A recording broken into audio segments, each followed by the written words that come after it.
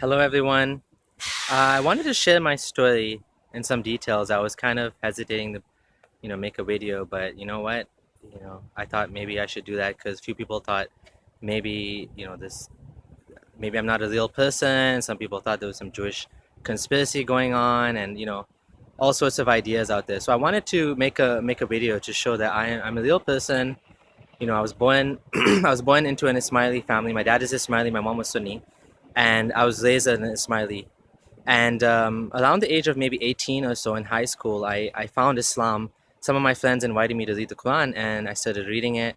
I started praying, what was called namaz or salah. And I got really excited. I found the Quran, and I got really excited about it. I really liked it. And I said, hey, this is God's message to me. I didn't look into it too critically. I felt like, I looked into a little bit of other religions and stuff, and I felt it's just instinctive, and I felt like this is something, good, something I want to follow, God's message. And I started praying 5 times a day. And, eventually I took a deep dive into Islam. I started following it with all my heart and mind. Within like a few years after that, I studied university, and then I got married, and then, what else? And then I started working. So when I was working, I tried my best to implement Islam. I would pray even at the office. I would find a stairwell. I would go and pray wherever I could, and I would get, if we had a prayer room, I would invite other people to come pray with me. And even in university, in the middle of exams, I would stop to pray. I would ask them, can I please get up? I need to say my prayers for Maghrib especially. And yeah, I was following it to the best of my ability, to be honest. I sincerely believed in Islam. I used to give out some DVDs. I made some DVDs of my own with some Islamic videos. I used to go from mosque to mosque, videotaping lectures and at conferences, and I wanted to promote it because I felt truly in my heart this was the true religion. I wanted people to go to Jannah. I wanted Allah to be pleased with me, and I wanted to follow the Prophet. And so that's what I did. I created a website, lightuponlight.com, and eventually another one, versebyversequran.com, to promote Islam because I believed in it. And there's still a bunch of videos on there if you go and see of that I videotape myself, some of the lectures, and some of the other ones I got permission from others to put online. So that's what I was doing. And when I started working, I would avoid jobs that were involved with riba, anything to do with the bank. I wouldn't work for any banks whatsoever. I wouldn't work in the media industry like television or music. Personally, I would avoid I wouldn't listen to music. I wouldn't let my kids listen to music. I even put my kids in Islamic school, for as much as I could afford it, even though it was expensive here in Canada. But I mean, that's what you do, right? If you're a Muslim and you truly believe in it in all your heart, as well. I used to rent. I didn't have a mortgage because I believed in it. Now, you know, there came a point in my life where I started having a little bit of doubt here and there, small doubts, and eventually, I was at 2 years ago. Um, I had some doubts. I was discussing with a friend online, and he mentioned that a lot of the stories in the Quran actually come from Jewish folk tales. And I was very surprised about that, like Jewish folk tales. I said, no, no, no. You mean it came from the Bible or the Hebrew Torah? And when I looked into it, I found out that actually a lot of the stories are from the Talmud, which is actually the Jewish commentary and the Jewish stories and basically the rabbis, commentary of the traditions. And so it doesn't really have a divine origin. And I also had a big problem with the story of Dhul Qarnayn. This tribe of how Dhul Qarnayn, he trapped this tribe of people, Yajuj and Majuj, Gog and Magog, behind a giant gate built of copper and iron.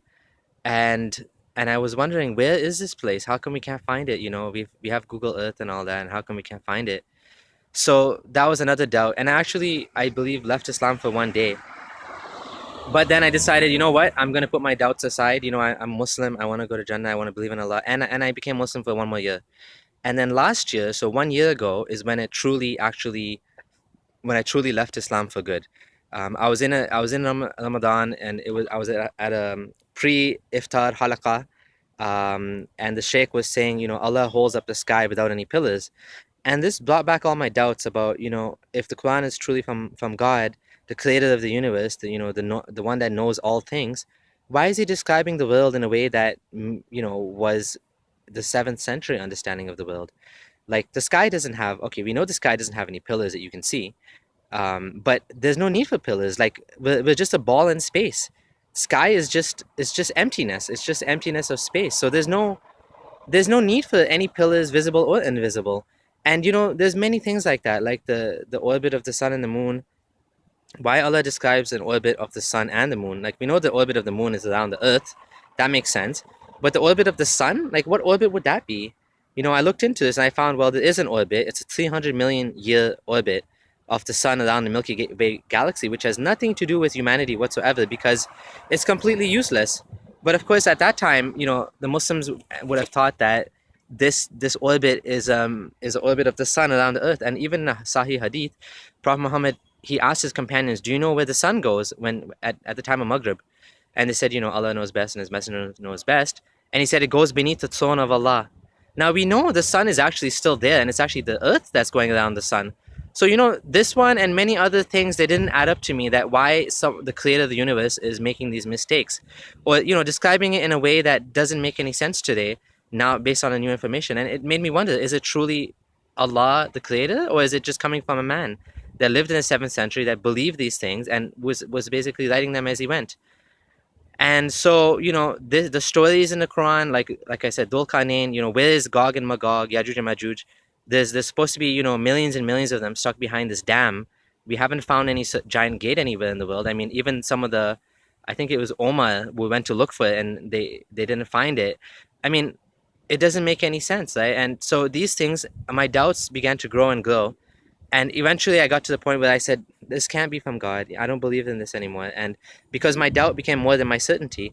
And when I started to look into each one of the claims that of in the Quran, that the Quran is actually from God, like embryology and the mountains and all of these things, including the language, I found they just fell down flat. Like, for example, you know, embryology, all you have to do is look into these things in detail to see how people misrepresent the Quran to be a scientific thing, when actually it's not.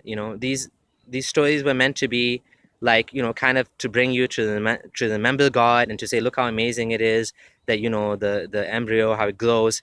It wasn't meant to be, scientifically accurate. And when you look into it, you find it's actually, the idea is flawed.